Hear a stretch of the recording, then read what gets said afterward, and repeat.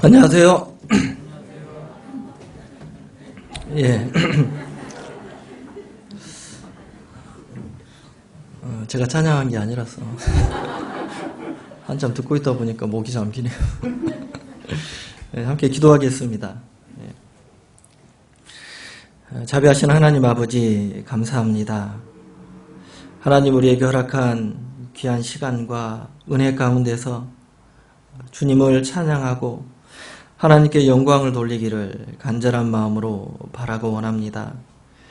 주께서 우리의 삶 가운데 우리의 연약한 삶을 붙드시고 동행하시고 사용해 주셔서 감사드립니다.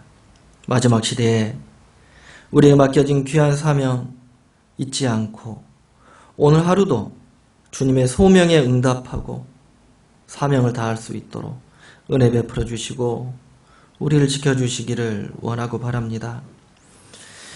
우리에게 계획된 생명의 때가 다 해가고 있습니다. 이 세상에 계획하신 하나님의 뜻도 다 이루어지고 있습니다.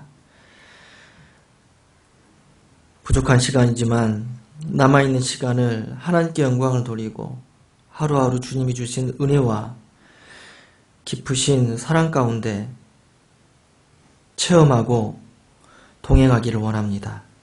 25일부터 계획되어 있는 대전도 집회 위에서 간절히 기도하고 전도하고 있습니다. 많은 영혼들이 말씀 앞에 나오기를 원합니다. 기도하고 있는 그 영혼들, 그 마음에 회개하는 마음과 하나님의 말씀을 사모하는 마음을 허락하셔서 구원받기를 간절한 마음으로 바랍니다. 말씀을 대언하실 담임 목사님과 함께 해주시옵고 주님의 은혜와 자비를 더하셔서 그 집회가 주님께 영광이 되고 우리에게 기쁨이 되는 귀한 집회가 되기를 원합니다. 코로나19로 인해서 전 세계가 고통하고 있고 하나님이 주시는 마지막 시대의 강력한 징조를 보고 있습니다. 하나님의 특별한 은혜를 경험하는 이 시대에 복음이 더욱 활발하게 전해지고 교회에 어려움이 없도록 지켜주시고 은혜 베풀어 주시기를 간절한 마음으로 바랍니다. 우리 서울 동대문교회 주께서 더욱 사랑하여 주셔서 하나님의 뜻 가운데서 주님께 영광을 돌리는 주께 귀한 칭찬을 받는 교회가 되기를 간절한 마음으로 바랍니다. 주 예수님 이름으로 기도드립니다. 아멘. 신명기 10장 말씀입니다. 신명기 10장 1절 말씀.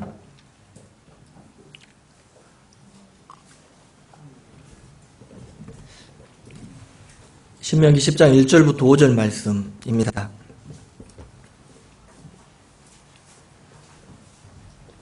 제가 읽겠습니다. 그때 여호와께서 내게 이르시기를 너는 처음과 같은 두 돌판을 다듬어 가지고 산에 올라 내게로 나오고 또 나무 궤 하나를 만들라.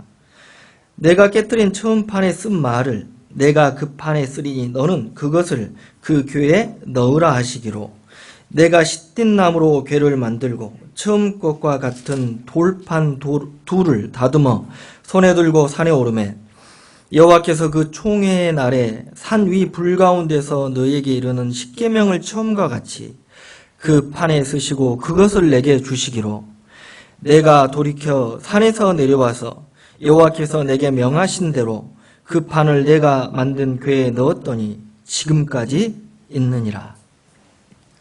거기까지 읽겠습니다. 오늘 상고해 볼 주제는 시띠나무입니다. 시띠나무를 주제로 정한 이유는 시띠나무를 제가 직접 본 적은 없지만 이제 인터넷이나 여러 그림 사진 자료를 통해서 보면 시띠나무를 볼 때 어떤 생각을 했냐면요. 우리 인생과 너무 닮았다라는 생각이 들었어요. 그 넓은 광야에서 그 척박하고 그 살기 힘든 광야. 광야를 보면 거기에 정말 풀 한 포기도 자라기 힘든 그런 척박한 곳이고 사람이 거주하기는 절대 불가능한 곳이지만 거기에 이제 가끔 나무가 보인다고 그렇게 합니다. 그럴 때 우리나라는 이제 숲에 나무가 우거져 있잖아요. 그렇게 이제 무리를 이루고 있는데 유대 광야는 그렇지 않습니다. 나무가 자랄 수 있는 환경이 되지 않기 때문에. 그런데 그곳에서 이제 넓은 황무지와 같은 곳에 홀로 서 있는 시띠나무를 보면 어떻게 보면 우리 인생과 너무 닮았다. 그런 생각이 들어서 말씀을 연구를 하고 함께 나눴으면 좋겠다는 생각이 들어서 시띠나무라는 주제로 생각을 해보도록 하겠습니다. 시띠나무를 보면 그 외롭다라는 생각이 들었거든요. 거기에 벗할 수 있는 나무가 없어요. 그래서 인터넷에 한번 찾아보면요, 시띠나무를 찾아보면 항상 한 그루를 찍어놨습니다. 왜 그러냐면 한 그루밖에 없기 때문에, 주변에 같이 자란 나무가 없기 때문이라는 생각이 들었어요. 구원받기 전에 우리 인생과 같은 모습이라는 생각이 들었습니다. 하나님을 만나기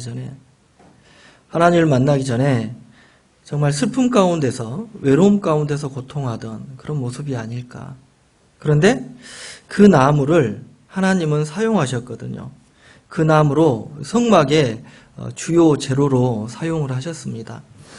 시띠나무를 찾아보니까 시띠나무는 주로 우리가 읽고 있는 개역 한글 성경에는 조각목으로 번역이 되어 있습니다.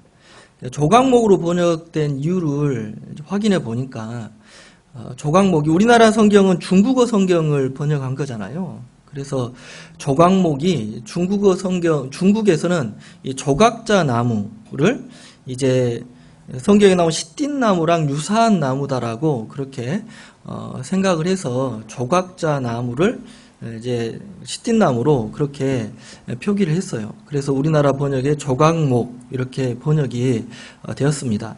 영어 성경에 보면 영어 성경은 아카시아 트리로 번역이 되어 있습니다. 그러니까 시띠나무는 이제 아카시아 나무의 일종이라는 거예요. 그리고 우리나라에는 이제 동일한 시띠나무는 있지 않지만 이제 비슷하게 생긴 나무는 이제 아카시아 나무라고 생각을 하시면 조금 더 이해가 됩니다. 그런데 이 시띠나무, 아카시아 나무 보면은 어떤 그 목재로 사용하기에는 실은 적합하지 않는 나무입니다. 우리가 가구를 만든다 또는 건축할 집을 만든다라고 하면 훨씬 더 적합한 재료가 많이 있는데, 그런데 왜 시띠나무를 쓰셨을까? 그것을 먼저 생각을 해봐야 됩니다. 시띠나무를 쓰신 이유는 광야에는 그 나무밖에 없어요. 그렇기 때문에 시띠나무를 쓰신 겁니다. 그리고 시띠나무는 이제 광야에서 자라는 나무이기 때문에 굉장히 척박한 환경이잖아요. 그렇기 때문에 나무가 견고할 수밖에 없습니다. 환경이 척박한 곳에 자라는 나무들은 단단하고 견고합니다. 잘 썩지 않는 특성을 가지고 있죠. 그러나 좀 열대지방에서 자라는 나무들은 환경이 좋은 곳에 자란 나무들은 상대적으로 이제 단단하지 않는 재질로 되어 있는 것을 알 수가 있습니다. 출애굽기 25장에 보면요, 찾아보겠습니다. 출애굽기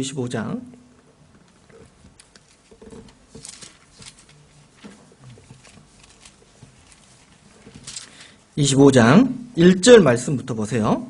1절 말씀. 출애굽기 25장에는 성막을 짓는 그 모습이 나오거든요. 1절. 여호와께서 모세에게 일러 가라사대 이스라엘 자손에게 명하여 내게 예물을 가져오라 하고 무릇 즐거운 마음으로 내는 자에게 내게 드리는 것을 너희는 받을지니라. 너희가 그들에게 받을 예물은 이러하니 금과 은과 녹과 청색, 자색, 홍색 실과 가는 배실과 염소털과 붉은 물들인 수양의 가죽과 해달의 가죽과 조각목과 등유와 관유에 드는 향품과 분향할 향을 만들 향품과 호마노며 에봇과 흉패에 물릴 보석이니라. 내가 그들 중에 거할 성소를 그들을 시켜 나를 위하여 짓되 무릇 내가 내게 보이는 장막의 식양과 그 기구의 식양을 따라 지을지니라. 모세에게 하나님이 명령을 하시죠. 성소를 지어라. 이제 성막을 지으라라고 말씀하시면서 이 성막의 재료를 다 그 백성들에게 자원하는 마음으로 헌물할 것을 말씀하고 있는 겁니다. 이 말씀 보면 정말 머리가 복잡해져요. 그래서 오늘은 다 생각하지 말고 딱 한 가지만 생각하면 됩니다. 5절에 보면 5절 끝에 보면 조각목. 다 배우는 것이 아니라 조각목만 생각하기 때문에 이제 마음이 정리가 잘 될 수 있어요. 그래서 출애굽기 내용이나 레위기 내용을 보면 굉장히 복잡하게 돼 있어서 실은 말씀 읽을 때 굉장히 부담이 되고 처음부터 이것은 나의 믿음의 분량이 아니야 이렇게 생각할 수 있는데 그렇지 않고요. 오늘은 조각목만 생각을 해보도록 하겠습니다. 신명기 10장 1절 5절 말씀을 상고했을 때 처음에 읽었던 말씀요. 근데 그 말씀을 보면 이제 십계명의 두 돌판을 다시 하나님이 모세에게 가져오라고 하고 시내산으로 가져오라고 하고 거기에 친히 십계명의 두 돌판에 십계명을 적어주잖아요.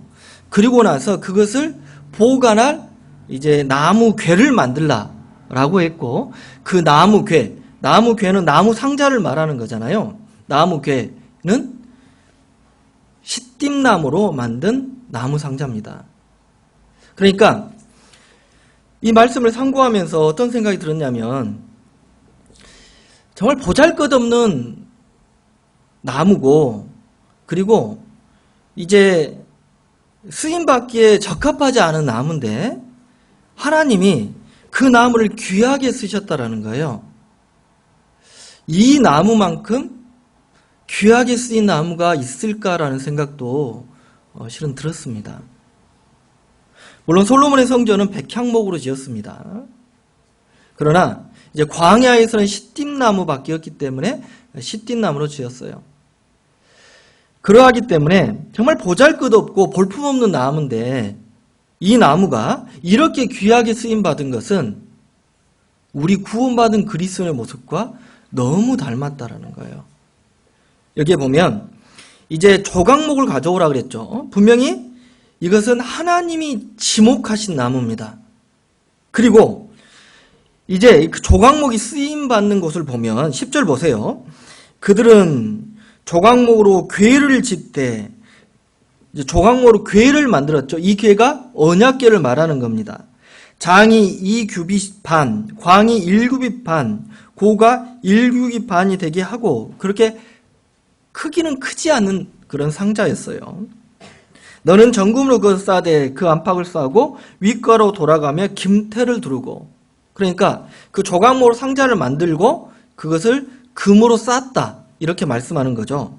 그리고 13절 조각목으로 채를 만들고 금으로 싸고 16절 내가 내게 줄 증거판을 궤 속에 둘지며 언약궤를 만들었는데 이 언약궤의 재질은 조각목이었고 그것을 안팎으로 금으로 쌌다라고 하는 거죠. 금으로 쌌기 때문에 나무는 드러나지 않습니다. 그리고 그 채, 이 언약궤를 운반할 때는 반드시 사람이 인력으로 운반을 해야 되는데 언약궤를 이제 운반할 수 있는 그 나무 막대기죠. 막대기를 이제 꽂아서 들고 운반하는 겁니다. 그런데 그 운반하는 나무도 조각목으로 만들고 시띠나무로 만들고 그리고 그것도 금으로 싸라 이렇게 말씀하는 거죠. 23절 보세요. 언약궤의 재질이 조각목이었다라는 거죠. 23절 너는 조각목으로 상을 만들되 장이 2규빗, 광이 1규빗, 고가 1규빗 반이 되게 하고 정금으로 싸고 주위에 금태를 두르고 28절 또 조각목으로 그 채를 만들고 금으로 싸라 상을 이것으로 맬 것이니라. 성막은 이제 두 부분으로 나눠져 있잖아요. 성소와 지성소로 나눠져 있습니다. 먼저 이 성소로 들어가면 오른쪽에 떡상이 있습니다. 진설병을 올려놓은 떡상이 있고 왼쪽에 이제 황금 촛대가 있고 맞은편에 분향단이 있고 지성소 안으로 들어가면 거기에 언약궤가 있죠. 여기에 상은 떡상을 얘기하는 거예요. 떡상의 주 재료도 조각목이었다라고 하는 겁니다.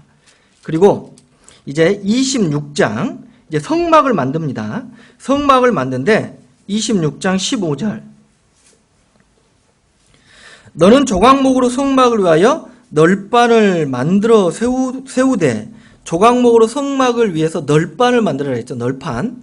이 널판은 이제 성막은 이동식 텐트 개념이잖아요. 그러니까 이동 텐트 개념인데 이 막만 있으면 안 되겠죠. 막을 세울 수 있는 막대기 기둥들이 있어야 됩니다. 그것을 바로 조각목으로 만들었다라고 말씀하는 거예요. 그리고 27장 1절. 27장 1절.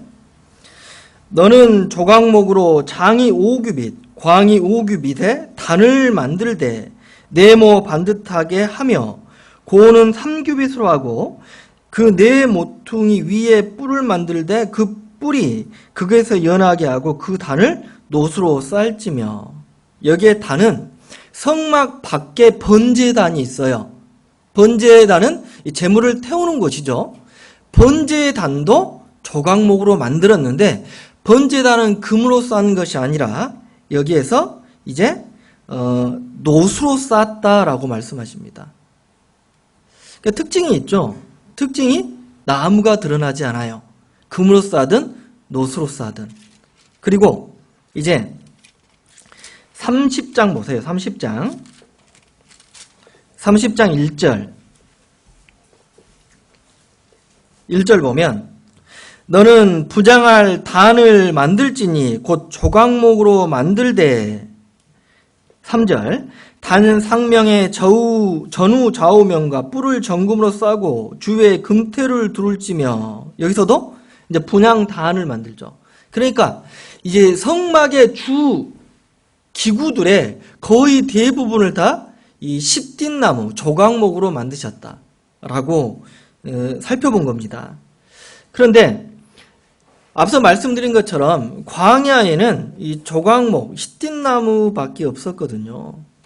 떨기나무는, 가시떨기나무는 아예 재료 자체가 될 수 없어요. 그것은 이제 풀 개념이기 때문에 나무라고 하는 것은 조각목밖에 없습니다. 그런데 생각을 해보세요. 하나님의 언약궤, 말씀을 담은 상자입니다. 그리고 그 거룩한 성막에 왜 볼품없는 나무를 사용했냐 그 말이에요. 거기에 백향목과 같은 나무를 썼다면 더 적합하지 않을까? 성막이라고 하는 그 이름에 더 적합하지 않을까? 백향목의 주 산지는 레바논입니다. 백향목은 이제 상록수고, 소나무과에 속하는 상록수고 삽목을 가리킨다라고 사전에 나와 있더라고요. 시틴나무는 크게 자라봤자 5m 정도밖에 자라지 않습니다. 그런데 백향목은 40m를 자라고 그리고 둘레가 10m가 되는 굉장히 거대한 나무예요. 오늘 말씀 끝나고 돌아가셔서요, 찾아보시면 금방 드러납니다. 백향목과 조각목을 둘 다 찾아보세요. 백향목을 보면 정말 화려하고 영광스러운 나무라는 걸 알 수 있고, 조각목은 너무 초라한 땔감으로밖에 쓸 수 없는 나무라는 것을 알 수가 있습니다. 마치 어떤 것 같냐면, 여러분 혹시 굴욕사진 아세요? 들어보신 적 있죠? 굴욕사진. 어떤 굴욕사진이냐면 저하고요, 옆에 원빈하고 사진 찍는다 생각해 보세요. 누구의 굴욕이 될까요? 마음 가운데서는 원빈이지만 객관적으로는 제가 굴욕이 되겠죠. 자매님들 계시는데 자매님들하고 이제 미스 코리아하고 둘이 딱 섰다 생각해 보세요. 앉아서 말고 서서 사진을 찍었어요. 풀 메이크업 했는데도 어때요? 그게 굴욕 사진입니다. 왜 제가 그 말씀을 드리냐면 조각목과 백향목이 그 차이다 그 말이에요. 외적으로 보면 절대 사용할 수 없는 나무입니다. 그러나 하나님은 조각목을 쓰셨어요. 이것은 특별한 교훈이 있기 때문에 조각목을 쓰셨다라는 생각을 하게 됐습니다. 조각목이 그렇게 귀하게 쓰임받을 수 있었던 이유가 뭘까? 어떤 나무보다 초라한 나무인데 그 나무가 귀하게 쓰임받을 수 있었던 몇 가지 이유를 살펴보면 우리 인생 정말 사진을 찍어도 외적으로도 굴욕적인 사진이 될 수 있는 실은 우리 인생이거든요. 여러분 세상에서 여러분이 유명합니까? 정말 존경받을 만한 그런 객관적인 인생입니까? 그런 능력을 가지고 있어요. 외모적으로도 능력적으로도 실은 우리는 세상에서 그냥 평범한 사람들일 뿐입니다. 마치 시띠나무와 같이 광야와 같은 어려운 인생 가운데서 슬픔 가운데서 그냥 이름도 모를 그런 나무로 잊혀진 그 나무, 그런 인생을 살았는데 주님이 우리를 불러주시고 주님이 사용하고 계시는 거예요. 그리고 그 무엇보다 중요하고 귀중한 하나님의 말씀을 담고 있는 겁니다. 말씀이 빠지면 그냥 상자예요. 말씀이 있어야 언약궤가 되는 겁니다. 우리의 삶도 마찬가지 아닙니까? 상자, 나무 상자에 사과가 담겨 있으면 사과 상자가 되는 거예요. 생선이 담겨 있으면 생선 상자가 되는 거고, 책이 담겨 있으면 책 상자가 되는 겁니다. 십계명의 두 돌판, 즉 하나님의 약속이 담겨 있었기 때문에 언약궤에다 불려주는 거고, 그리고 그것이 귀한 겁니다. 거기에서 하나님이 이스라엘 민족과 만나고 대화하고 그곳에서 죄가 용서함을 받았습니다. 연약하고 보잘것없는 인생, 육신적으로도 마찬가지입니다. 우리 인생인데 내 안에 성령 하나님께서 계시기 때문에 그리스도인이라는 칭호를 받는 거고, 그 인생이 하나님 앞에서 귀중한 거고 빛나게 되는 겁니다.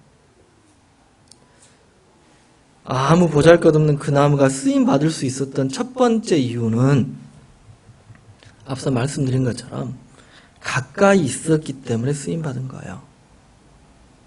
광야에 그 나무만 있는 겁니다. 그 나무 한 그루 가지고 성막에 모든 걸 만들 수가 없잖아요. 여러 그루를. 그 민족들이 조각목을 가져오라고 했기 때문에 그 나무 잘라서 가공해서 가져왔습니다. 그리고 여러 나무가 이제 성막을 이루고 있는 그 모습도 우리 교회의 모습과 너무 유사하다는 생각이 들었어요. 연약하고 정말 세상에서는 보잘것없는 인생이지만 하나님 우리를 통해서 역사하는데 개인이 아닌 우리를 통해서 역사한다라고 하는 겁니다. 그러려면, 쓰임 받으려면 가까이 있어야 되는 거예요. 시편 73편 말씀 볼까요? 시편 73편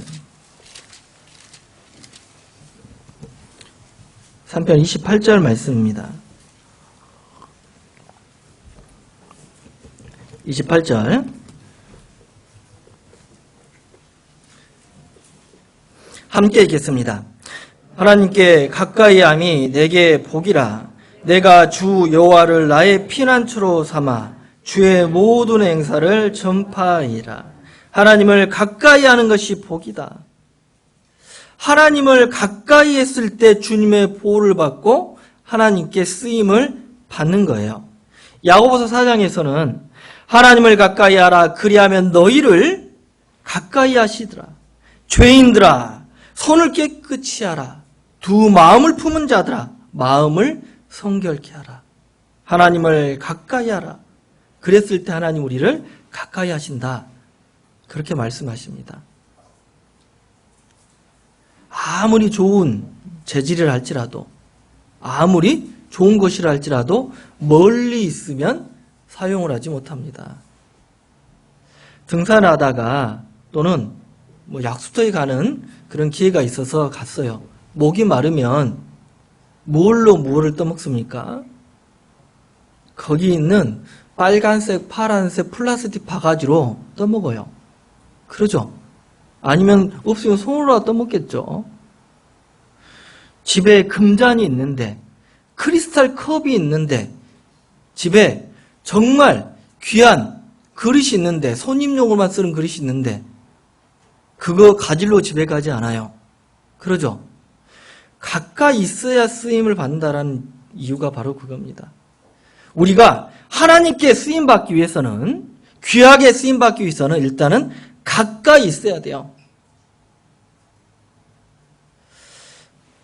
시뜬남을 통해서 그 교훈을 살펴보는데 첫 번째, 가까이 있어야 된다라고 하는 겁니다. 볼품이 없더라도, 능력이 없더라도, 아무리 세상에서 많은 능력을 가지고 있고 많은 재물을 가지고 있고 유명한 사람이 뭐합니까? 하나님을 가까이 하지 않는다면 그 사람을 사용하지 않아요.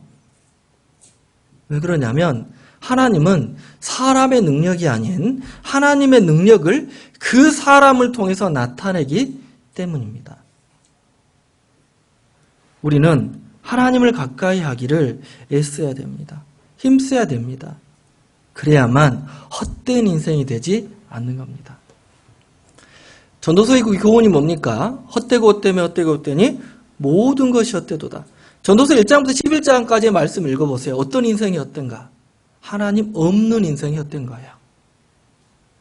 구원을 받았다 할지라도 하나님과 상관없는 인생, 하나님과 상관없이 자기 인생을 살아가는, 자기가 삶의 주인이 되어서 자기가 삶의 자기의 기쁨을 위한 목적으로 살아가는 그 사람, 그 인생도 헛된 겁니다. 헛되지 않으려면, 하나님 앞에 귀하게 쓰임받으려면 첫 번째 하나님을 가까이 해야 되는 거죠. 예수님이 십자가를 지고 갈 때 정말 특별한 장면이 한 장면 나옵니다. 마가복음 15장 말씀입니다. 마가복음 15장 20절.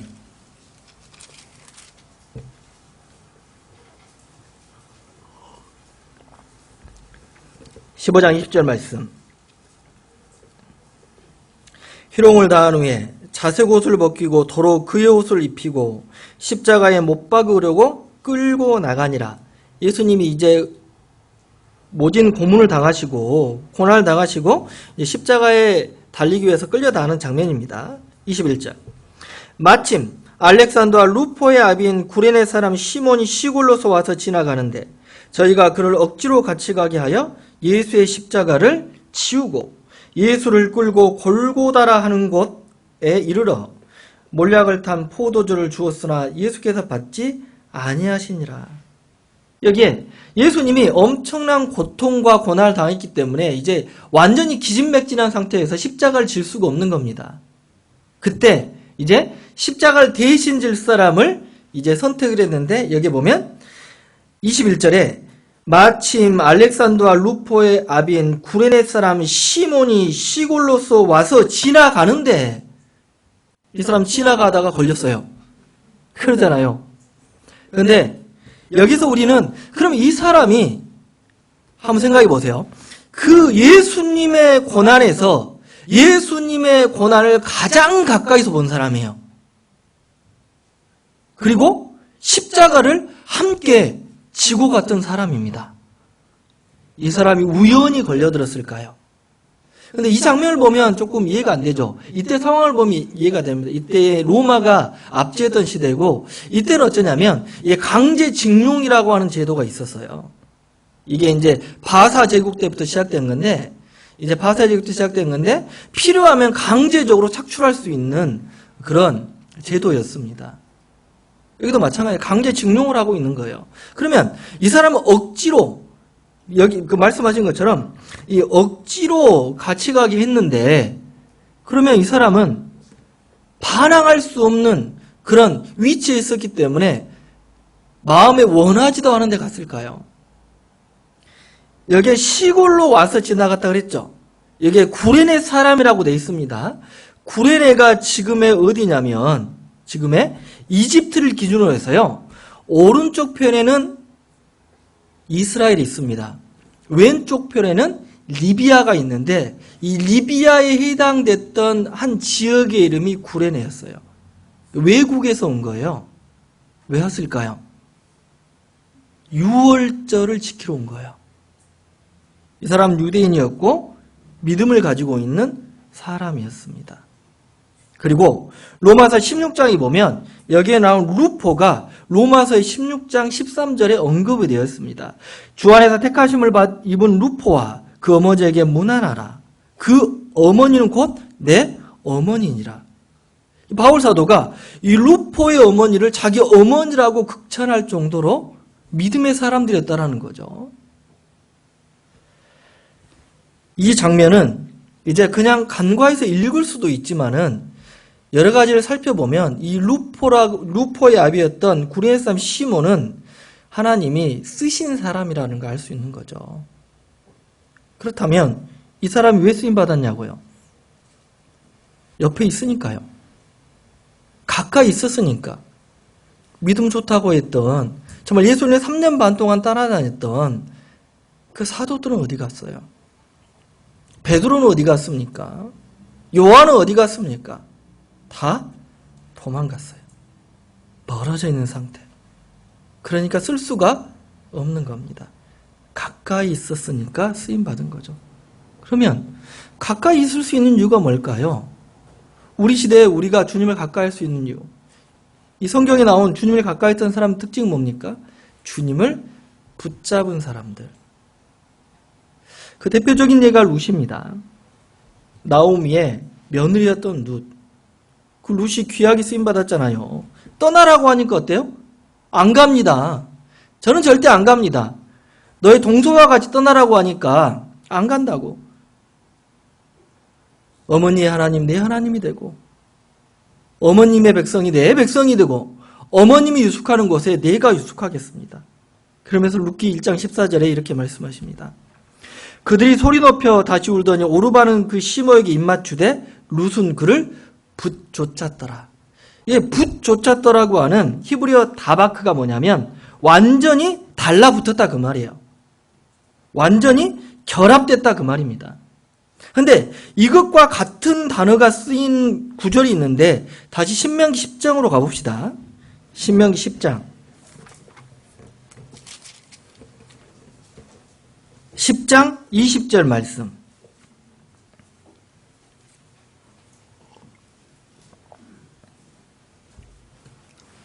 (10장 20절) 함께 읽겠습니다. 내 하나님 여호와를 경외하며 그를 섬기며 그에게 친근히 하고 그 이름으로 맹세하라. 여기에 친근히 하다라고 하는 것이 다바크, 가까이, 완전히 달라붙으라, 그 말씀을 하고 있는 거예요. 여호와 하나님을 친근히 하라. 시편 63편 8절에서는 나의 영혼이 주를 가까이 따르니 주의 오른손이 나를 붙드시거니와. 주를 가까이 따른다. 이것도 같은 단어 다바크를 쓰고 있습니다. 룻기 성경에서 이제 그가 붙쫓았기 때문에 그가 어땠어요? 이 룻이라고 하는 여인은 하나님의 은혜 아래로 그 날개 아래 보호를 받으러 왔다라고 보아스가 그를 칭찬합니다. 가까이 붙쫓는 것은 하나님의 은혜와 보호를 사모하고 하나님을 자기의 주인으로 삼고 하나님을 따르는 삶인 거예요. 가까이 있어야 하나님이 사용하십니다. 가까이 있어야. 보잘것없는 시띠나무, 보잘것없는 우리 인생, 아무것도 아닌 나무가, 아무것도 아닌 인생이 하나님을 만났습니다. 그런데 그 하나님께 쓰임받기 위해서는 우리는 하나님을 가까이 해야 되는 거예요. 그리고 또 하나가 있습니다. 가까이 해야 될 것도 있지만 가까이 한다고 다 쓰는 거 아니에요. 가까이 있는 자기 것을 쓰십니다. 그러죠. 자기 것이 돼야 돼요. 하나님의 것이 돼야 된다라고 하는 겁니다. 시편 5편으로 가봅시다. 시편 5편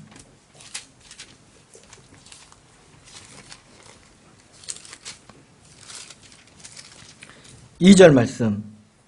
2절 말씀. 시편 5편 2절. 함께 읽겠습니다. 나의 왕 나의 하나님이여 나의 부르짖는 소리를 들으소서. 내가 주께 기도하나이다. 다윗의 시를 보면, 다윗의 간증을 보면요, 항상 하나님이 앞세웁니다. 그리고 하나님을 나의 주인, 나의 왕 이렇게 표현합니다. 시편 23편도 그러지 않습니까? 여호와는 나의 목자시니 내가 부족함이 없으리로다. 하나님을 늘 자기의 주인으로 인정을 합니다. 시편 63편에도 하나님이여 주는 나의 하나님이시라. 주는 나의 하나님이시라. 여러분은 어때요? 여러분의 삶에 진정으로 하나님이 여러분의 주인이 되셨습니까? 예수 그리스도를 보내서 그 보혈로 그 핏값으로 우리를 사셨어요. 왜 사셨을까요? 이 땅에 있으면서 하나님의 역사에 동참할 수 있는 기회를 주신 거고, 그리고 하나님을 주인 삼았을 때, 하나님을 왕으로 삼았을 때 그의 군사가 되는 겁니다. 쓰임 받으려면 먼저 하나님을 주인으로 인정해야 돼요. 마태복음 6장에서는 그걸 말씀하시죠. 하나님과 재물을 겸하여 섬길 수 없다. 여전히 재물이 주인이라면 깊이 생각을 해봐야 됩니다. 나는 헛된 인생을 살고 있는 것은 아닐까. 전도서에서 경고하는 게 바로 그 말씀이라고요. 은도 헛되고 금도 헛되고 하나님과 상관없는 인생, 헛된 인생을 살고 있지는 않을까. 주님이 재림하기에 너무 가까운 시대에 있잖아요. 우리는 생존했을 때 주님을 분명하게 만날 시대에 살고 있습니다. 여러분 부인할 수 있습니까? 올해 들어서 더 강력한 징조가 나타나고 앞으로 더 강력한 징조가 분명하게 나타날 거예요. 정말 주인을 하나님으로 인정하고 하나님을 위한 인생을 사시길 바랍니다. 그래야 주님 앞에 섰을 때 후회하지 않고 헛된 인생이 되지 않을 겁니다. 하나님을 정말 주인으로 받아들이기 위해서는 이제 계기가 필요한 거예요. 그런데 그 계기를 주셨거든요. 우리가 구원받을 때. 더 이상 우리의 인생은 내 것이 아니다라는 것을 분명하게 해야 되는데 시간이 지나고 이제 내 마음이 주님의 사랑에서 점점 멀어지고 식어져 갈 때 주인이 다시 자기 자신으로 바뀌게 됩니다. 도마가 나의 주시며 나의 하나님이시니라 라는 신앙 고백을 합니다. 신앙 고백을 한 이유가 뭐냐면 도마는 부활하신 예수를 만나지 못했을 때 의심했잖아요. 그리고 그 옆구리의 창자국과 손의 못자국을 보고 나서 도마가 고백을 하는 거예요. 나의 주시며 나의 하나님이시니이다. 나의 주인이시고 나의 구원자 되신 하나님이십니다. 도마가 그렇게 의심을 하고 고백할 수 있었던 이유가 뭘까요? 그 창자국과 그 못자국은 누구를 위한 거죠? 도마를 위한 거예요. 그 못은 자기가 찌른 거고 그 옆구리의 창도 자기의 죄로 인해서 찔린 거잖아요. 그걸 확인했을 때 나의 주시며 나의 하나님이시니다 라는 신앙 고백을 하게 된 겁니다. 사랑에 감동되었을 때 은혜를 내 삶 가운데 가장 값지고 크게 받아들이고 여길 때 주님은 말로만 주님이 아니고 진정 나의 주님이 되는 거예요. 우리는 하나님을 주인으로 인정해야 됩니다. 그래야 쓰십니다. 구원을 받았지만 여전히 자기의 삶을 주장하고 자기의 어려움을 자기가 해결하려고 하고 자기의 계획과 자기의 생각대로 주님의 말씀에 순종하는 것이 아니라 여전히 이방인처럼 내 머리에 계산기 놓고 손익계산 따지면서 살피는 거예요. 그러니까 주님이 역사할 수가 없는 겁니다. 내 삶의 주인의 보좌에서 내려와야 돼요. 그리고 주님께 내어드려야 됩니다. 그것이 우리가 주님께 드릴 수 있는 실은 유일한 것이고 전부라는 것을 알아야 돼요. 하나님은 우리를 원하는 거잖아요. 나를 원하는 거예요. 여러분의 삶 얼마 남아있는지 모르겠습니다. 우리의 남아있는 시간이 얼마인지 모르겠어요. 그런데 정말 하나님을 주인으로 인정하려면 그런 기도를 해야 될 겁니다. 나의 삶을 주님께 드리겠습니다. 나를 통해 역사하시고 나의 왕이 되시고 나의 주권자가 되시고 나의 보호자가 되기를 원합니다. 하나님이 우리에게 내 삶을 빼앗으려고 그 자리를 원하는 게 아니에요. 나에게 더 큰 축복을 주고 그리고 더 큰 은혜를 주고 보호하려고 하는 겁니다. 하나님의 날개 그늘 아래, 하나님의 보호하심 아래 누리는 축복과 은혜와 그리고 자유가 있다는 것을 잊어서는 안 됩니다. 하나님의 소유가 돼야 돼요. 하나님이 부르고 있습니다. 소명이죠. 부르심은 영어로 하면 콜링입니다. 부르심입니다. 그 부르심에 응답을 해야 그 다음에 사명을 받는 거예요. 부르심에 응답하지 않고 사명을 받을 수는 없는 거예요. 부르심에 응답했을 때 이제 하나님 앞에 나아갑니다. 그리고 사명은 누구에게 주시냐면 정말 주님을 왕으로 인정한 사람, 주인으로 인정한 사람에게 사명을 주신다라고 하는 겁니다. 시편 144편 볼까요? 시편 144편. 144편 15절 말씀입니다. 15절 함께 읽겠습니다. 이러한 백성은 복이 있나니 여호와를 자기 하나님으로 삼는 백성은 복이 있도다. 여호와를 자기 하나님, 자기 주인, 자기의 소유자로 주권자로 삼는 그 백성에게 복이 있다라고 말씀하셔요. 하나님은 그 축복을 주기를 원하십니다. 자기가 주인이라면요, 자기가 얻은 소득만 누리고 살 겁니다. 그러나 하나님을 보호자와 주인과 왕으로 삼는다면 하나님이 주시는 축복을 누리고 사는 귀한 인생이 될 겁니다. 여기서 말씀하시는 하나님을 여호와를 자기 하나님으로 삼는 백성이 받는 복이 마치 그와 같은 복이라는 거예요. 첫 번째는 가까이 있어야 된다. 두 번째는 주인으로 삼아야 된다라는 겁니다. 그리고 세 번째는 이제 합당한 재질이 돼야 되겠죠. 만들 수가 있어야 될 거 아니에요. 시팀나무로 상자를 만들고 그리고 기둥을 만들고 떡상을 만들고 그리고 번제단을 만들 수 있는 합당한 재료가 돼야 되겠죠. 이 시팀나무는 굉장히 단단한 재질이라고 합니다. 그런데 나무로 이 가공을 반드시 해야 되거든요. 곱게 뻗은 나무가 아니기 때문에. 그래서 이제 가공의 단계도 거쳐야 되겠죠. 그런데 굉장히 단단하고 잘 썩지 않는 나무라고 합니다. 그래서 그 강한 불도 견딜 수가 있겠죠. 번제단에서. 합당한 재질. 그렇게 적합한 재질이 돼야 되는데 하나님이 우리를 쓰시기에 합당한 건 뭘까요?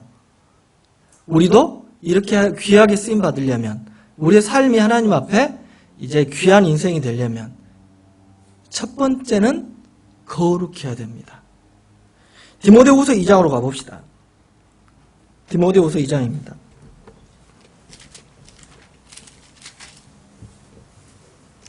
2장 20절 말씀.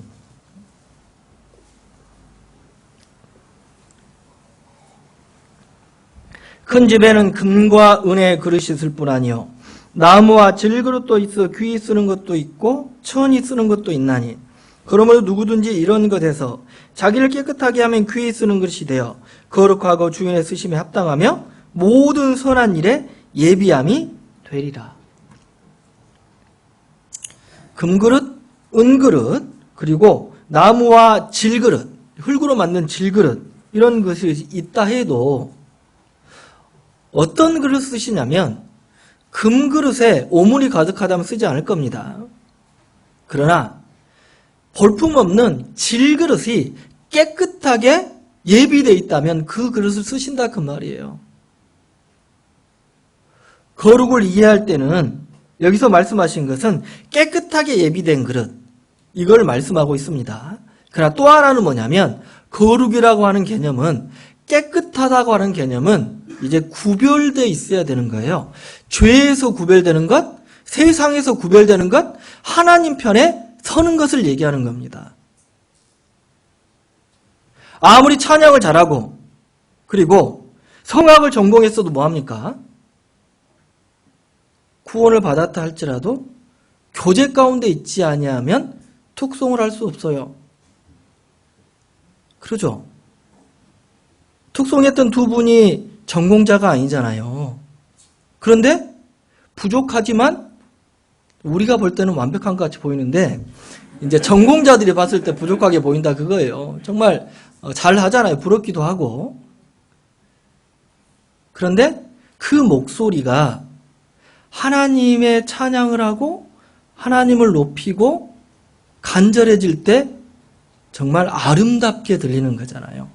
왜 아름다운지 압니까?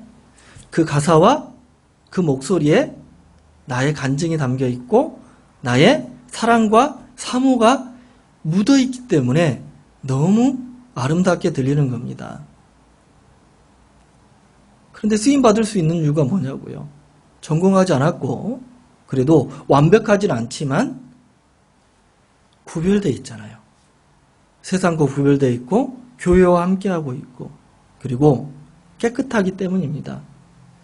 성경에서 죄의 대명사가 뭡니까? 누룩이죠. 그러죠. 누룩입니다. 누룩의 특징은 뭐냐면 변한다라는 거예요.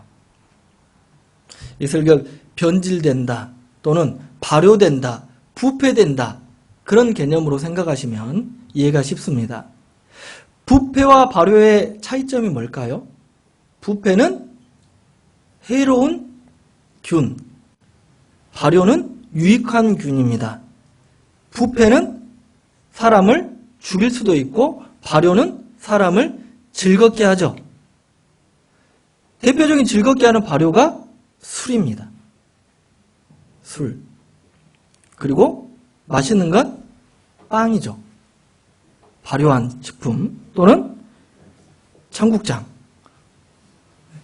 목사님이 좋아하신 청국장 있습니다.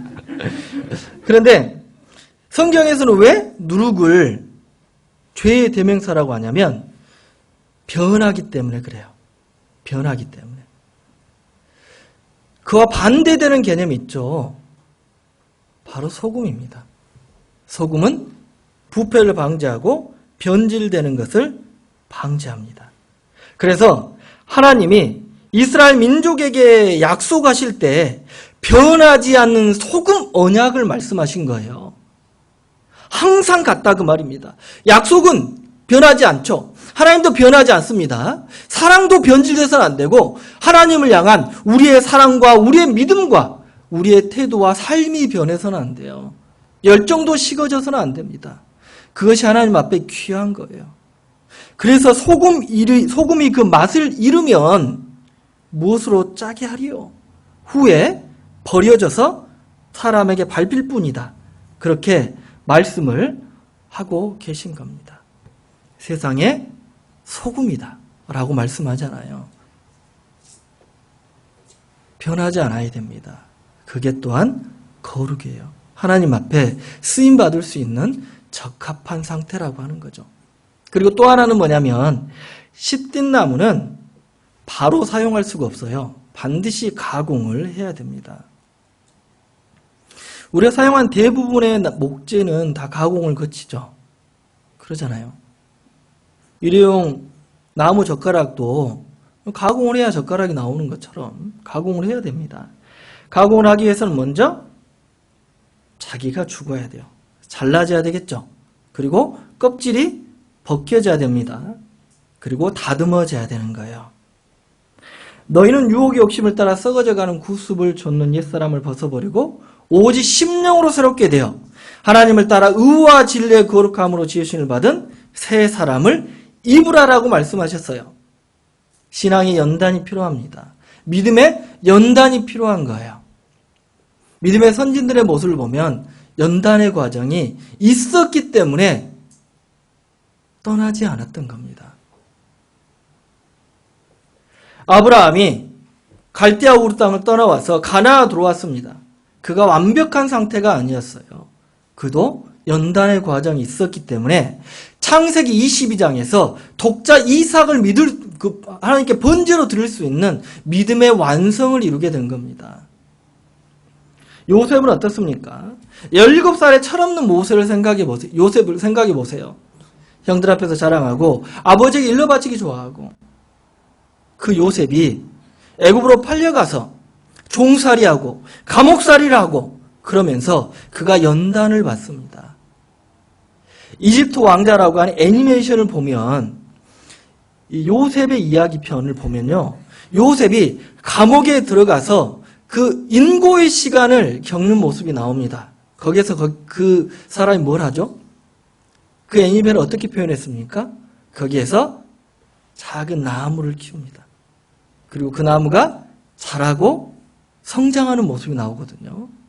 정말 잘 표현했다라는 생각이 들어요. 우리가 구원받을 때 믿음, 현재의 믿음 어떻습니까? 연약한 믿음에서 연단과 시련을 겪으면서, 고난을 겪으면서, 많은 시험을 겪으면서 이제 하나님을 알아가는 거예요. 믿음이 성장해 가고 있는 겁니다. 그래서 쓰임을 받는 겁니다. 모세는 어떻습니까? 40년 동안 광야에서 목동으로서의 그 시간이 없었다면 80이 된 모세, 연단받아서 이제 적합하게 쓰임받을 수 있는 모세의 모습은 없었을 거예요. 그 나이 40의 모세와 80의 모세는 완전히 다른 모습입니다. 다윗은 어떻습니까? 정말 호기롭게 골리앗 앞에 서서 믿음을 앞세웠던 다윗.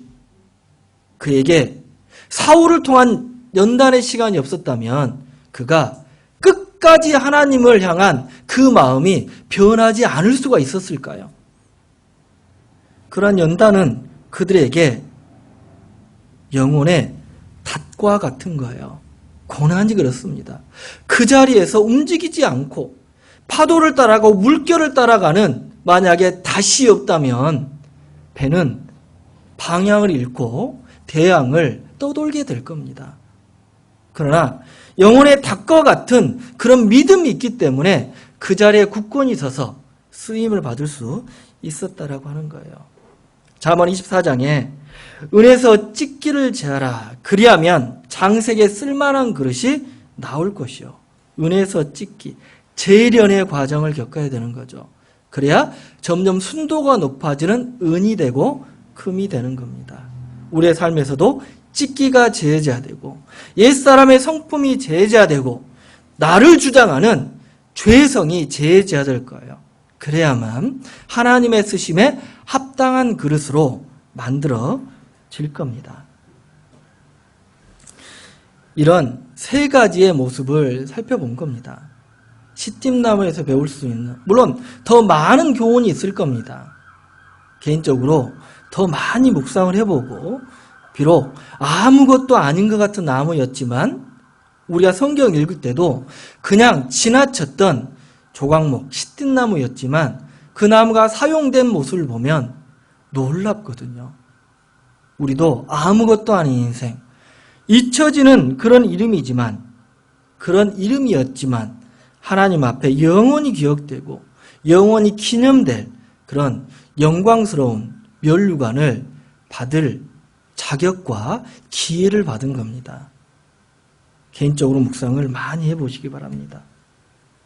그렇다면 시틴나무가 이렇게 귀하게 쓰임받았다면 마지막 시대가 분명한 이 시대에 우리는 하나님 앞에 귀하게 쓰임받으려면 어떤 자세로 살아야 될까요? 먼저 요한계시록 3장으로 가봅니다. 요한계시록 3장. 라오디게아 교회에 하시는 말씀인데 3장 20절.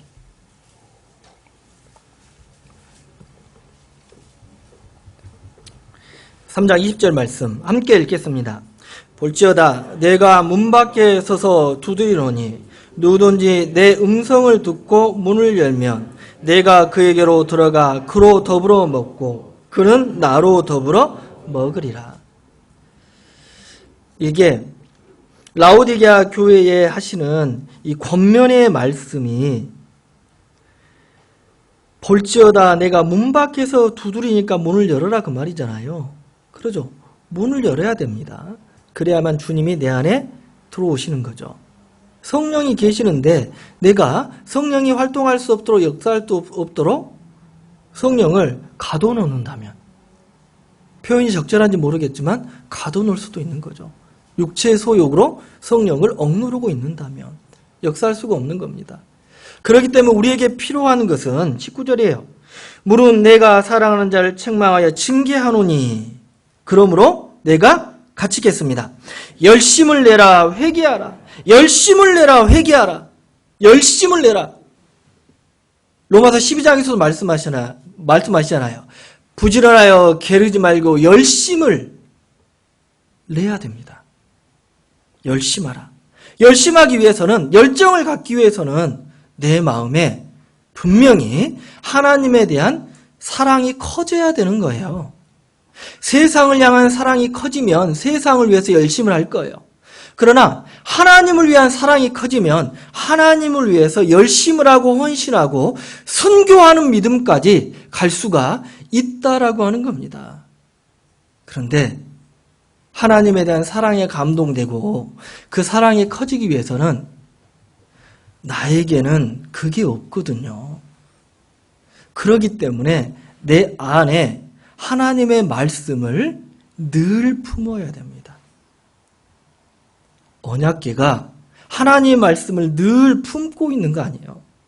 언약궤가 하나님의 말씀을 늘 그 마음에 담고 있기 때문에, 그러기 때문에 귀하게 쓰임 받았던 것처럼 우리가 하나님 앞에서 뜨거워지고 열심을 내고 회개하기 위해서는 반드시 하나님의 말씀을 내 안에 늘 새기고 그 법을 잊어서는 안 된다라고 말씀하는 겁니다. 예레미야 31장 말씀입니다. 예레미야 31장 33절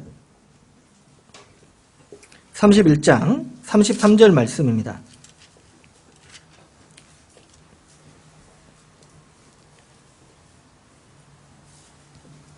33절 나 여호와가 말하노라. 그러나 그날 후에 내가 이스라엘 집에 세울 언약은 이러하니 곧 내가 나의 법을 그들의 속에 두며 그 마음에 기록하여 나는 그들의 하나님이 되고 그들은 내 백성이 될 것이라. 세울 언약, 그들의 하나님의 법을 그들의 마음의 속에 두고 마음에 기록한다. 이 말씀을 히브리서에서 인용했는데 생각과 마음에 새기고 기록한다라고 말씀하셨어요. 히브리서 10장에서 말씀하신 언약은 죄사함의 언약입니다. 대속을 통한 죄사함의 언약을 말씀하셨어요. 여러분 마음에 그 하나님의 말씀과 하나님의 언약이 새겨져 있습니까? 흐려져 있지는 않습니까? 예수 그리스도의 십자가가 내 마음 가운데 새겨져 있으며 내 안에 예수 그리스도의 보혈이 넘쳐나고 있는지 생각해 보세요. 그 사랑에 감동되어 있지 않고 그 사랑에 식어져 있다면 첫사랑을 잊고 있는 거예요. 우리가 왜 주님을 위해 살아야 됩니까? 우리가 왜 주님의 은혜에 보답하고 살아야 됩니까? 그 사랑을 받았기 때문이에요. 사랑을 받고 넘치는 은혜를 받았기 때문에 그의 모든 것을 보답할 수는 없지만 최선은 다할 수 있잖아요. 열심을 내라 회개하라. 완전할 수는 없지만 최선을 다할 수 있는 거예요. 정말 최선을 다하고 있는지 생각해 봐야 될 겁니다. 그러지 않다면 회개하는 것이 먼저겠죠. 그래서 회개한 이후에 열심을 내라. 이렇게 말씀을 하신 겁니다. 이 시대에 우리는 하나님의 말씀을 붙드는 그 믿음이 더욱 필요한 거예요. 인자가 세상에 임할 때 믿음을 보겠느냐? 누가복음 18장에서 말씀하십니다. 마지막 시대에 믿음이 흔들려요. 믿음이 시험받고 마가복음 10장에서 말씀하시잖아요. 할 수만 있으면 택하신 백성을 미혹해 하려 함이라. 그 믿음을 무너지게 한다 그 말입니다. 그렇기 때문에 내 안에 말씀을 두고 더 새겨야 될 이유는 뭐냐면 나의 믿음을 지키기 위해서, 나를 위해서예요. 약속을 붙드는 거예요. 하나님이 우리를 붙들고 있는 겁니다. 시편 139편으로 가보겠습니다. 시편 139편 7절 말씀. 7절. 내가 주의 신을 떠나 어디로 가며 주의 앞에서 어디로 피하리이까? 내가 하늘에 올라갈지라도 거기 계시며 음부에 내 자리를 펼지라도 거기 계시니이다. 내가 새벽 날개를 치며 바다 끝에 가서 거할지라도 곧 거기서 주의 손이 나를 인도하시며 주의 오른손이 나를 붙드시리라. 주님이 계속 붙들고 있잖아요. 내가 주님을 떠나 어디로 가겠습니까?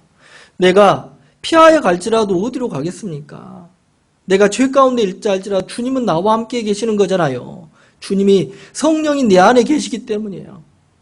주님이 나를 끝까지 붙들고 있는 거예요. 하나님은 나를 끝까지 붙들고 있는 내가 손을 놓으려고 하면 되겠느냐고. 내 마음에 말씀이 희미해지고 말씀이 사라져갈 때 손을 놓게 돼 있습니다. 하나님의 약속을 잊어먹을 때 하나님은 기억하고 있는데 내가 기억하지 않는 거예요. 하나님은 확실하다고 얘기하는데 우리는 희미하다고 말하는 겁니다. 그때 하나님을 놓으려고 하는 거예요. 말씀을 내 마음 가운데 새겨야 됩니다. 그러니까 부지런히 읽어야 되는 거예요.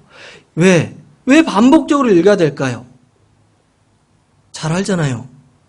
금방 잊어먹잖아요. 그러죠? 암송해도요, 며칠 있으면 또 잊어먹어요. 한 달 내내 암송했는데 그 다음에 또 잊어먹으니까 좌절하는 거 아니에요? 그러잖아요. 암송대회 할 때 암송사 받으려고 그렇게 암송을 했어. 1년 후에 기억나던가요? 그러니까 또 하고 또 하고 또 하고. 말씀도, 설교 말씀도 들으면 지금은 그렇게 살 것 같아. 점심 식사하고 나면 오늘 주제가 뭐였지? 그렇게 생각하는 게 우리잖아요. 우리의 연약함이에요. 그러니까 붙들어야 되는 거예요. 끊임없이 말씀을 담고 있어야 되는 겁니다. 이게 언약궤, 시팀나무가 품고 있었던 언약의 말씀의 그 두 돌판, 그걸 품고 있는 모습이 우리에게 교훈하는 겁니다. 언약궤에 두 돌판이 있기 때문에 하나님이 거기에 나타나신 거예요. 두 돌판이 빠져버리면 언약궤는 그냥 상자에 불과하게 된다라고 하는 겁니다. 우리의 삶 가운데서도 마찬가지입니다. 또 하나 교훈 받아야 될 것은, 그러면 그 언약궤를 통해서 마지막 시대에 우리는 어떤 교훈을 받아야 되느냐? 십딧나무는 이제 언약궤와 성막에 쓰임 받았는데 자기를 드러내지 않고 금 옷을 입혔어요. 금으로 쌓기 때문입니다. 출애굽기 25장으로 가보겠습니다. 25장 10절 말씀입니다. 출애굽기 25장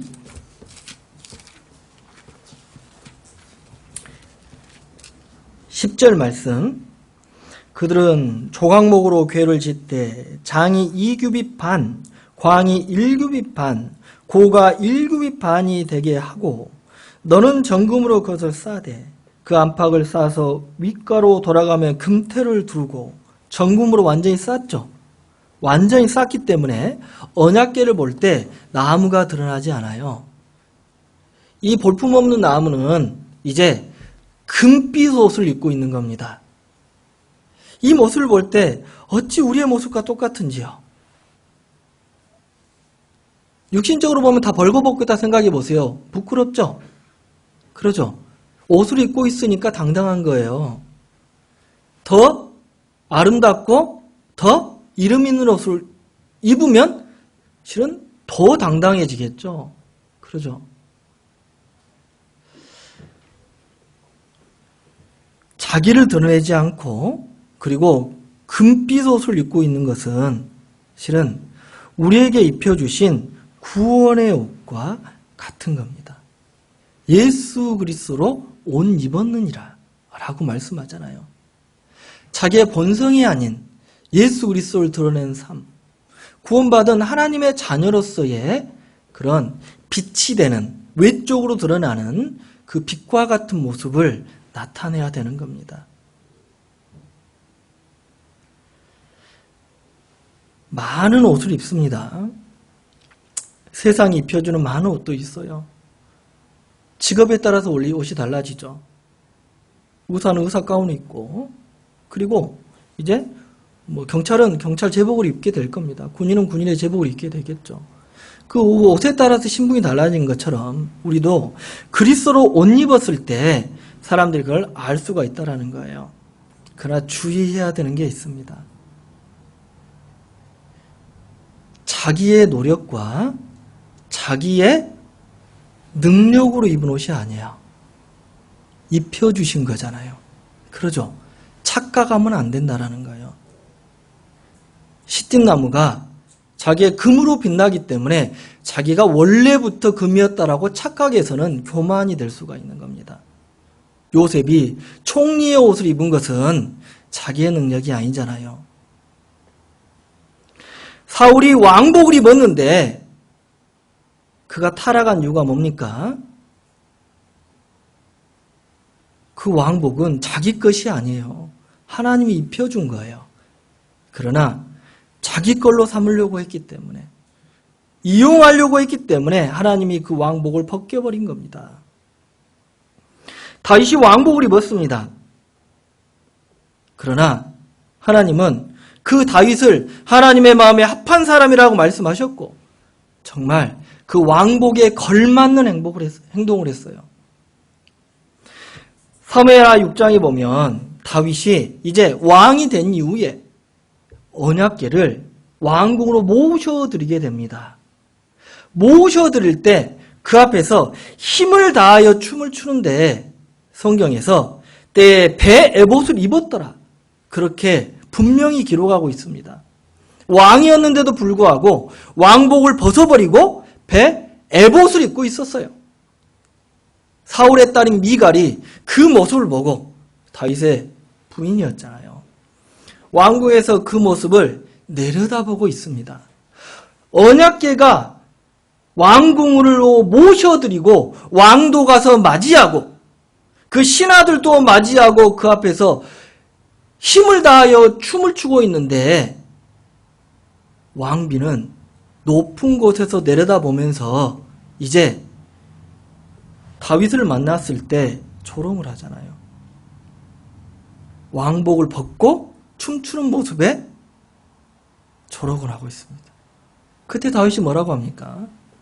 하나님 앞에서 한 거다. 하나님 앞에서. 이것이 다윗의 마음이에요. 왕복을 입고 있는 자의 태도입니다. 하나님의 기름 부음을 받은 자, 기름 부음에 걸맞는 그런 마음과 태도예요. 누가 기름 부어줬냐? 하나님이 부어줬다고 말이에요. 하나님이 주인이고 자기가 왕복을 입고 있지만 진정한 왕은 하나님이다라는 것을 인정하고 하나님을 왕으로서 높이고 그 앞에서 하나님을 경외하고 경배하는 태도를 취하고 있는 겁니다. 우리에게 그리스도로 옷 입혀 주셨잖아요. 그리스도로 옷 입혀 주셨죠. 갈라디아 3장에 나온 말씀입니다. 갈라디아 3장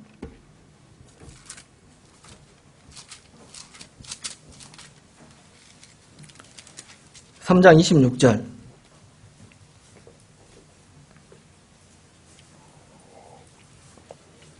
26절 말씀. 너희가 다 믿음으로 말미암아 그리스도 예수 안에서 하나님의 아들이 되었으니 27절은 같이 읽겠습니다. 누구든지 그리스도와 합하여 세례를 받는 자는 그리스도로 옷 입었느니라. 그리스도 합하여 세례를 입었다라고 하는 이 의미가 뭡니까? 로마서 6장의 이 세례, 침례를 말씀하시면서 예수 그리스도의 죽음으로 우리는 함께 죽었다. 물에 장사 지내고 예수 그리스도의 부활로 우리는 새 생명을 얻었다. 물에서 나올 때 그것을 선포하는 것이 침례고 세례입니다. 여기서 말씀하신 것처럼 구원받았기 때문에 예수 그리스도로 옷 입었느니라. 이 옷을 입혀주기 위해서 예수님이 십자가에 달리실 때, 요한복음 19장입니다. 요한복음 19장으로 가봅니다. 19장 23절.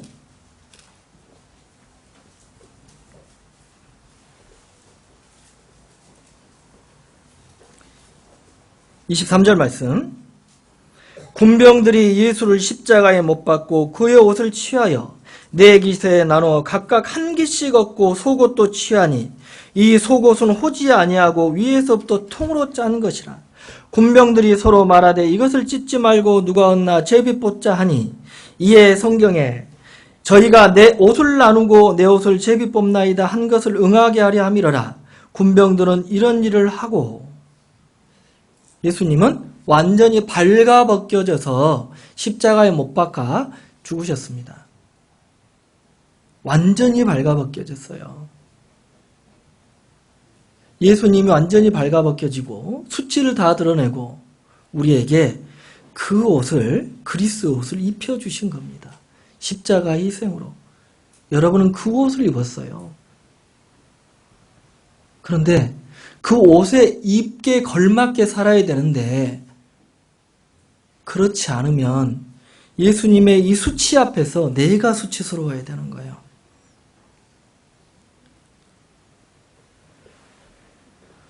오직 주 예수 그리스도로 옷 입고 정욕을 위하여 육신의 일을 도모하지 말라. 로마서 13장 14절에서 말씀하십니다. 오직 주 예수 그리스도로 옷 입고, 예수 그리스도의 옷을 입었기 때문에 죄를 멀리하고, 그리고 육신의 정욕에 빠져 살아서는 안 된다라고 하는 거예요. 새 옷을 사면 더럽혀지지 않기 위해서 조심하잖아요. 새 운동화를 샀어요. 완전히 하얀색. 그러면 걸을 때 어때요? 조심스럽게 걷습니다. 새 운동화는 밟아줘야 된다고 누가 와서 밟았어요. 그럼 어때요? 가만히 놔두면 안 됩니다. 그러니까 내가 어떤 옷을 입고 있느냐에 따라서 행동이 조심스러워지고 절제가 되는 것처럼 우리는 늘 예수 그리스도로 옷 입었다라고 생각해야 돼요. 그 옷을 우리에게 주기 위해서 예수님이 어떤 수치를 당했느냐, 어떤 고통을 당했느냐, 그것 또한 잊어서는 안 됩니다. 말씀을 마음에 품고, 그리고 그에 걸맞는 삶, 거룩하고, 그리고 하나님 앞에 쓰임받기 합당한 삶을 삽니다. 그 다음에 필요한 게 뭘까요? 이게 준비가 된 거잖아요. 그러면 헌신을 해야 되겠죠. 이게 일하는 겁니다. 하나님과 함께 일하는 거예요. 로마서 12장에서 말씀하시길, 그러므로 형제들아 하나님의 모든 자비하심으로 너희를 권하노니 너희 몸을 하나님 기뻐하시는 거룩한 산제사로 드리라. 이는 너희들을 영적 예배니라. 너희 이 세대를 본받지 말고 마음을 새롭게 함으로 변화를 받아 하나님의 선하시고 기뻐하시고 온전하신 뜻이 무엇인지 분별하도록 하라. 너희 몸을 거룩한 산제사로 드리라. 누구의 기쁨을 위해서? 가족이 아니에요. 자기 자신이 아닙니다. 하나님의 기쁨을 위해서 거룩한 산제사로 드리라. 헌신은 목적을 분명히 해야 됩니다. 사람이 아닌 하나님의 기쁨을 위해서. 이스라엘 민족이 출애굽한 이후에 시내산 앞에서 금송아지를 숭배합니다. 그리고 모세가 내려와서 보니까 그들이 타락했잖아요. 두 돌판을 던져서 깨트려 버립니다. 그리고 하나님이 그들을 심판하실 때 모세를 통해서 이렇게 말씀하시잖아요. 누구든지 여호와의 편에 있는 자는 내게로 나오라. 레위 족속이 나왔습니다. 그들에게 하신 명령이 뭡니까? 너희는 각각 허리에 칼을 차고 너희 형제, 너희 친구, 너희 민족을 도륙하라라고 말씀하십니다. 정말 끔찍한 일이죠. 그리고 그때 3,000명가량이 도륙된 바 되었더라 라고 말씀하시고, 그때 레위 족속이 여호와 앞에 헌신되었더라, 이렇게 하나님은 말씀하고 계십니다. 헌신은 바로 그와 같은 거예요. 여호와의 편에 서라. 왜 여호와의 편에 설 때 헌신이 될까요? 여호와의 편에 설 수 있는 그 마음 상태는 뭡니까? 하나님을 더 사랑해야 돼요. 마태복음 10장에서 말씀하십니다. 아비나 어미를 나보다 더 사랑하는 자는 내게 합당치 아니하고.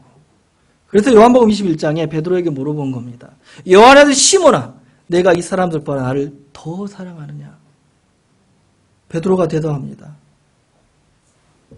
내가 주를 사랑하는 줄 주께서 아시나이다. 그때 일을 맡기셔요. 내 어린 양을 먹이라. 그게 준비가 된 겁니다. 어떤 준비요? 헌신할 준비가 된 거예요. 여호와의 편에 있는 자는 내게로 나오라. 그러려면 어떤 마음이 필요할까요? 자기도 죽어야 되는 거예요. 자기도. 형제, 가족, 친구들을 도려갈 때 그때 자기도 죽지 않았을까요? 그러지 않았을까요? 그것이 헌신 아닙니까? 요한복음 12장입니다. 12장 24절 24절 내가 진실로 진실로 너에게 이르노니 한 알의 밀이 땅에 떨어져 죽지 아니하면 한 알 그대로 있고 죽으면 많은 열매를 맺느니라. 여기서 또 죽음을 말씀하시잖아요. 한 알의 밀이 떨어져 죽지 아니면 한 알 그대로 있고 죽으면 많은 열매를 맺느니라. 최초의 선교자였던 스데반 집사의 그 선교도 마찬가지입니다. 스데반 집사의 죽음을 통해서 정말 많은 열매가 맺혔잖아요. 복음이 전 세계까지 흩어질 수 있는 가장 중요한 시작점입니다. 죽으면 무릇 자기 목숨을 보존하고자 하는 자는 잃을 것이요 잃는 자는 살리라. 그런다고 해서 죽이지 않아요. 죽이지 않습니다. 또 한편으로 생각해 보면 모든 사람 다 한 번 죽어요. 세상을 위해서 죽는 것이 아니라 자기 자신을 위해서 죽는 것이 아니라 가족을 위해 죽는 것이 아니라 주님을 위해서 죽는다면 다 사는 겁니다. 주님 앞에서 죽어야 다 사는 거죠. 역설적이지만 그 말씀을 하고 있는 거죠. 그 마음으로 세상 앞에 나아가고 그 마음으로 마귀와 싸우면 반드시 이긴다라는 거예요. 우리는 그런 자신감을 가져야 됩니다.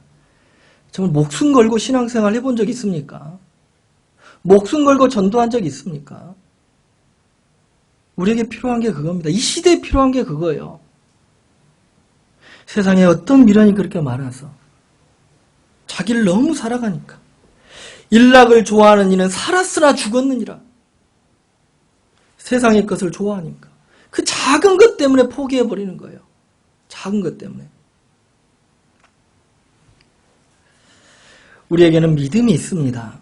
하나님이 다시 살려준다고 하는 믿음, 앞으로 살릴 거라고 하는 믿음, 그 믿음이 있어요. 세상을 이김은 이것이 곧 믿음이라고 말씀하셨잖아요. 그 믿음, 하나님이 우리와 함께한다라고 하는 그 믿음, 죽기를 각오하면 반드시 산다라고 하는 그 믿음. 이순신 장군이 전쟁에 임할 때 그 군사들을 독려하면서 그 말을 했잖아요. 명량해전을 임하기 전에. 명량 보셨어요, 영화? 기회가 되면 한번 보시기 바랍니다. 교훈받을 게 굉장히 많더라고요. 그때 필사즉생, 필생즉사를 얘기합니다. 죽고자 하는 반드시 살 것이고 살고자 하는 반드시 죽을 거다. 그 말을 하고 이제 죽기를 각오하고 나가는 거예요. 군대 갔다 오신 우리 형제님들은 이 사수라고 하는 말을 알 겁니다. 사수. 고지를 사수하라.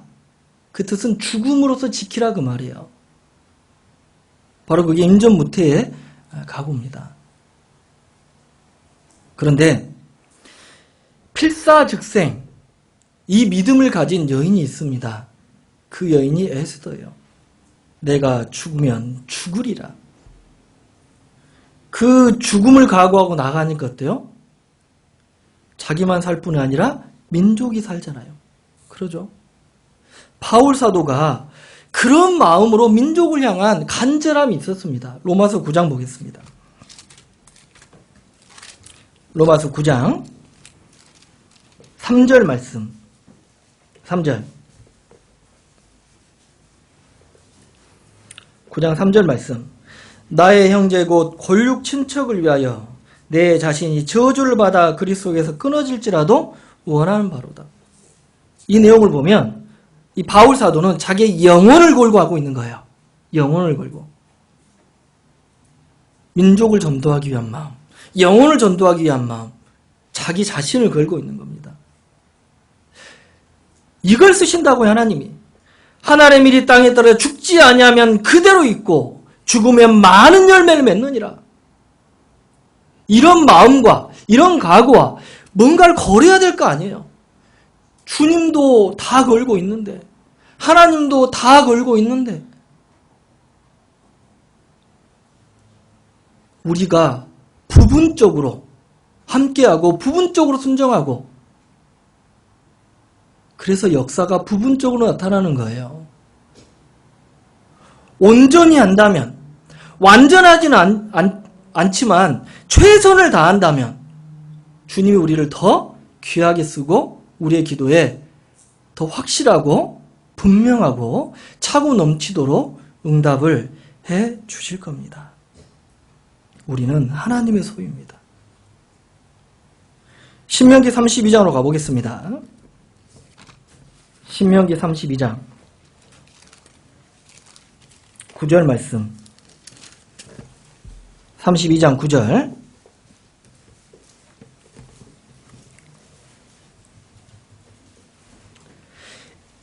여호와의 분깃은 자기 백성이라 야곱은 그 택하신 기업이로다. 32장 9절 보면 여호와의 분깃, 이 분깃은 몫을 얘기하는 거예요. 대가를 얘기하는 겁니다. 그러니까 하나님의 목, 하나님의 몫은 자기 백성이다. 우리라는 거예요. 야곱은 그 택하신 기업이라, 소유가 우리라는 겁니다. 기업을 운영하는 오너는 기업에 해당된 그 소속된 사람들을 통해서 이익을 산출하는 거잖아요. 얻는 거죠. 얼마나 열심히 하냐에 따라서 달라질 겁니다. 그러면 그 이익은 그 오너에게만 돌아갑니까? 아니죠. 그 회사 원들에게 공동으로 돌아가게 되어 있습니다. 하나님 말씀하신 게 바로 그거예요. 여기서 말씀하시는 게 야곱은 그 택하신 기업이로다. 그런데 그 다음 말씀에 우리는 위로를 받습니다. 10절. 여호와께서 그를 황무지에서 짐승의 부르짖는 광야에서 만나시고 호위하시며 보호하시며 자기 눈동자같이 지키셨도다. 마치 독수리가 그 보금자를 어지럽게 하며 그 새끼 위에 너풀거리며 그 날개를 펴서 새끼를 받으며 그 날개 위에 그것을 엎는 것 같이 여호와께서 홀로 그들을 인도하셨고 함께한 다른 신이 없었도다. 하나님이 호위하시고 보호하시고 눈동자같이 지키고 있는 겁니다. 하나님의 눈은 우리를 주목하고 있고 하나님의 두 귀는 우리의 귀 기울이고 있는 거예요. 온전히 하나님의 관심은 우리에게만 있는 거예요. 그걸 이해하셔야 됩니다. 마지막 시대에 주님이 열심히, 주님이 최선을 다해서 하나님의 약속을 성취하고 있는 것 느껴지지 않습니까? 마지막 시대 징조를 통해서 약속을 이루고 있는 거고 전도하고 있는 거잖아요. 그런데 우리가 10%만 하면 되겠냐고, 절반만 하면 되겠냐고, 100을 해야 돼요. 100. 25일부터 또 전도집회가 있습니다. 1년 전의 전도집회와 지금의 전도집회가 좀 어떻습니까? 저는 다릅니다. 더 간절해졌고 더 사모하게 됐습니다. 하나님 우리의 마음을 바꿔주신 거예요. 잠자고 있는 마음, 뒤로 물러나는 마음, 게으른 마음을 바꿔주신 거예요. 이런 마음을 주셨는데 우리가 최선을 다해서 우리의 삶을 하나님 앞에 태워 드려야 될 겁니다. 하나님의 역사하심이 더욱 각자의 삶을 통해서 나타나야 될 겁니다. 오늘 시팀나무를 통해서 몇 가지를 살펴봤습니다. 첫 번째는 가까이 해야 된다. 두 번째는 하나님을 주인 삼아야 된다. 세 번째는 합당한 모습으로 살아야 된다. 그리고 네 번째, 마지막 시대에 그리스도인이 이 시팀나무의 모습을 통해 어떤 교훈을 받아야 되느냐. 늘 말씀을 마음에 품고 뜨거워져야 된다. 두 번째는 예수 그리스도 옷을 입어서 빛나야 된다라는 거예요. 그리고 세 번째, 그런 준비가 됐으면 이제 헌신하라. 이것을 살펴봤습니다. 이 시팀나무를 통해서 교훈 받은 것처럼 그런 인생을 살고 하나님 앞에 칭찬받는 우리 교회가 되었으면 좋겠습니다. 함께 기도하겠습니다. 자비하시는 하나님 아버지 감사합니다. 주께서 허락하신 귀한 주일에 하나님의 특별한 백성이 모여서 특별한 시간을 갖고 특별한 사랑을 받고 특별한 시간들을 보내고 있습니다. 주님과 동행하는 이 귀한 시간을 헛되이 보내지 아니하고 하나님을 앞세우고 주인 삼아서 하나님의 뜻이 우리의 삶을 통해서 다 이루어지길 원합니다. 너희는 먼저 그의 나라와 그 의를 구하라. 그리하면 이 모든 것이 너에게 더하시리라 라고 말씀하셨습니다. 어려움 가운데는 성도도 있고 여러 가지 사정이 있는 성도도 있습니다. 그러나 먼저 그의 나라 그 의를 구할 때 그 모든 것을 더해주신다라고 하는 믿음의 원리를 순종하고 깨닫고 경험하는 귀한 인생들 되기를 원하고 바랍니다. 주 예수님 이름으로 기도드립니다.